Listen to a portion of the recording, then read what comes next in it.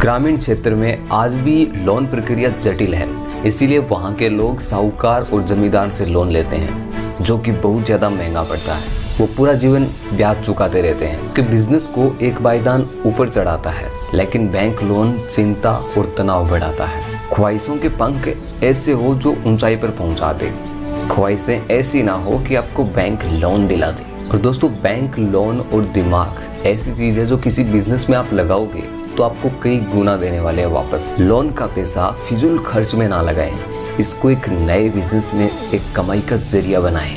दोस्तों, अपने बिजनेस में अपने बैंक के लोन का पैसा लगाने से पहले अपने दिमाग और मेहनत को जरूर लगाएं। लोन बैंक से लेने से आपका फायदा होता है, जमींदार या साहूकार से लेने से आपका ब्याज ज्यादा हो जाता है। लोन लेने से पहले ये जान लो कि आपको ब्याज कितना लगेगा, और ये भी जान लो कि वहाँ से जहाँ से आप लोन लिया है वो पैसा जहाँ लगा रहे हो उसका बेनिफिट कितना होने वाला है। लोन लेने से पहले जान लो कि आपको कितना ब्याज देना होगा, और जहाँ ये पैसा आप लगा रहे हो वहाँ से आपको कितना बेनिफिट मिलने वाला है। दोस्तों, कुछ बिजनेसमैन लोन लेकर अपने बिजनेस को आसमान पर पहुंचा देते हैं, वहीं कुछ लोग बैंक से लोन लेकर खुद के लिए एक नई मुसीबत पाल लेते हैं। लोन लेकर अगर आप अपने बिजनेस को बढ़ा रहे हो तो अच्छी बात है, लेकिन लोन लेने के बाद में अगर आपका तनाव बढ़ रहा है, आपको चिंता हो रही है, तो आप ऐसे लोन से, अगर आपको लोन लेना ही है तो आप बैंक से लें। यहाँ पे आपको ब्याज दर सामान्य लगता है, नॉर्मल ब्याज के साथ आपको लोन मिलता है। जबकि गांव में, ग्रामीण क्षेत्रों में साहूकार और जमींदार लोग ब्याज बहुत ज़्यादा लेते हैं, बड़े ऊंचे दर पर ब्याज लेते हैं,